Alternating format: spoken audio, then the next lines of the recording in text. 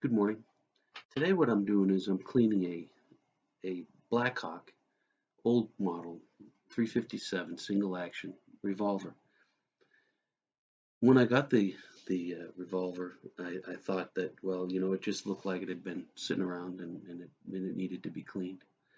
Especially the hammer. The hammer was very dirty, and I thought, well, I'm going to have to take the hammer out and clean that, and maybe just give the outside, give it a good cleaning and a cleaning that I can.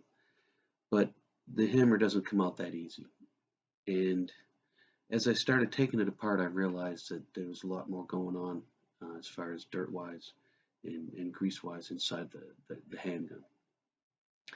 So I decided, since I'd taken one of these before, I'd taken one of these apart, and it was a Super Blackhawk that I had taken apart. I said, well, let me take it apart and give it a really good cleaning, give it a good lubing, and then put it back together. It's one that doesn't get used very much, so it's important that it stays lubricated and coated. So, well, the point that I'm trying to make is it's not one that it's been about a year since I've done a Blackhawk. As you know, I seem to be more Mauser than anything else, although we're done with Mausers for probably a long time. The So this is the frame for it, and I've got everything taken out.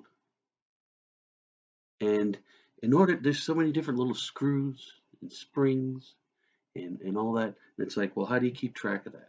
Well, that's the point. If you are working on a handgun or any gun that you've never worked on before, or one that you haven't worked on in a while, you need to keep track of the parts. You could take a Mauser apart and throw it in there in a box, and I'll pull it out and I'll tell you exactly where it goes. But with this one, that's not necessarily true. So what I've done is, I what I do is I take and I make diagrams and I number the screws. So if I look at the back, number one, number two. Well, number one also has a spring behind it, so I've noted that in there, that number one also has a spring behind it. So here's number one. There's the screw and the spring. Number two is the opposite side, the right side, and so forth, so that I know where all the screws go to, and I make sure that I have them all. For the larger parts, like the trigger mechanism or the hammer mechanism or whatever, I keep all the parts together. For instance, this is the trigger mechanism here, and I put it in a plastic bag and I label it trigger, so I know that that's where all the pieces go.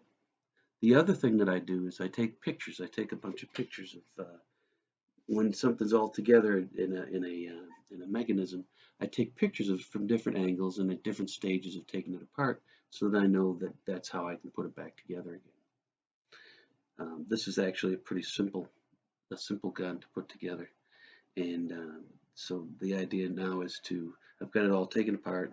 I'm going to give it a good cleaning, give it a good lubing, and I'm going to put it back together. And I'm going to be able to put it back together because I know where all the pieces go, because I have made note of that. The other thing you can do is there's plenty of YouTube videos out there under disassembly. If you wanted to go to Blackhawk disassembly, there's going to be some guy on there that's going to show you how to do it. And then usually they'll show you how to put it back together again too. So, and I refer to those from time to time also, just to make sure that I'm doing something correct. So anyway, that's how I do it, and it works really well for me. If I'm going to leave it overnight, I have a box. You see my boxes that I have for the different guns, and I put all the pieces in the boxes. I take them off so that I make sure that I don't lose any pieces.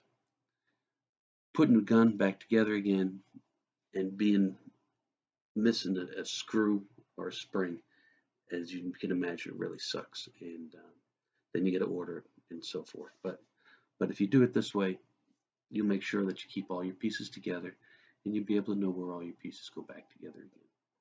All right, I'm going to do a video on this gun probably within the next couple of days, and it's got a real good history behind it, and it's not an old time Western gun, but it started in the 50s. But we'll talk about that as time goes on.